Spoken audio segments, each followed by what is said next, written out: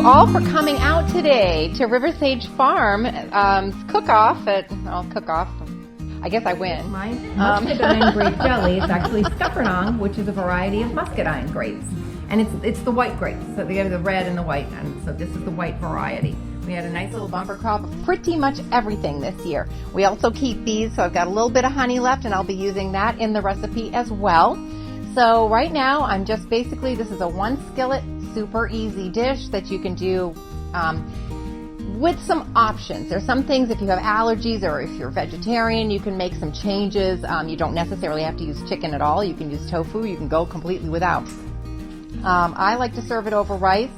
So I've got basmati rice here that has been just on low, warm, kind of staying warm. And once it's done, if you don't have any food allergies, the ingredient list complete is here.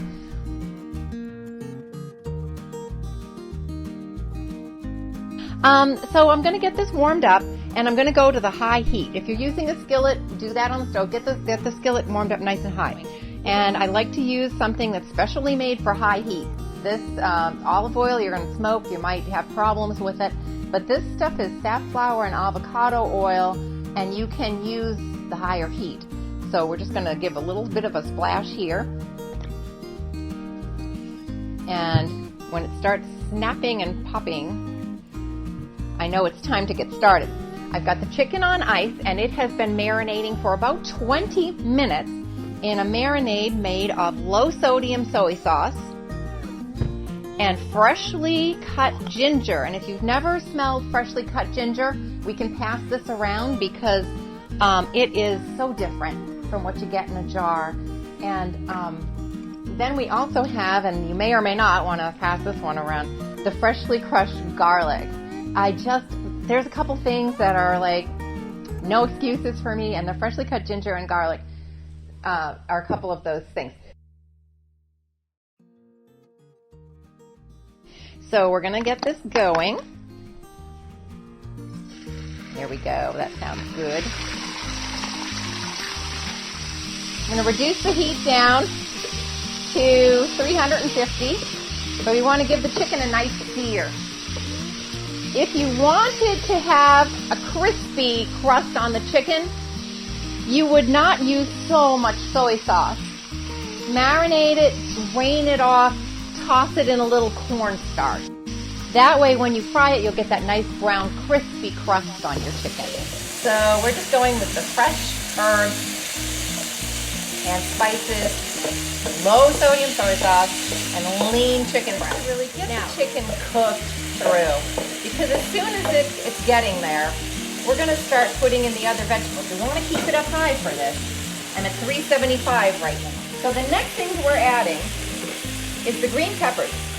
We do not want these to be mushy, so we're keeping it up nice and high. So we're doing peppers and onions, and I just mostly quarter the onions in pretty big chunks because they will break apart. So we're going to give this a nice hot stir fry before we start adding the next ingredient, which is going to be the sweet part. So for the sweet, I am going to use a tablespoon of this amazing, wonderful dark wildflower honey or more. And normally I would use a little 2 teaspoons of the brown sugar, but I'm going to reduce that because I went a little crazy with the. And you'll see these measurements are a good idea, but they're kind of a suggestion. You're going to make this your own like you do with everything. So here's our sweet. I'm going to let that melt in, and these look great. And we're going to also add the jelly. The jelly's kind of goopy, and I'm not going to. Don't do this to me. We're using the whole thing. But you'll notice it's going to melt right down super fast. Next we add the fruit. It's a very sweet pineapple, so we got even more sweet. Put in a little bit of the juice, because why not? And then we actually pitted fresh cherries. These are sour because they are out of season. So there's our sour today. That will actually help offset some of that really sweet stuff I just added. Now you'll notice that this is still kind of thin. That's okay for now. We're going to let it go in a perfect world about 2 minutes. Let it get back up to temp. We need to get it sizzling, boiling again. And then we are going to add my secret ingredient, which is not that secret. This is basically cornstarch mixed with some warm water. It keeps settling, so I'm stirring and stirring it. But the sauce right now, if you put it over your rice, it's going to kind of look like soup. So that is what we're trying to avoid. So we're going to give it a couple of minutes.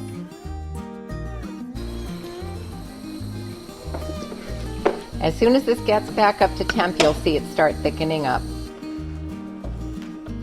As you make something like this, you can make it your own.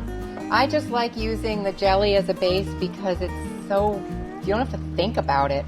Even, if you didn't want to use, I know some people will use red peppers instead of green peppers, or the different kinds of onions. Some people do it with no cherries at all. But this seems pretty good. I think that with the rice, we're going to be good to go. So I'm going to put this down on warm. And would anybody like to try some of this?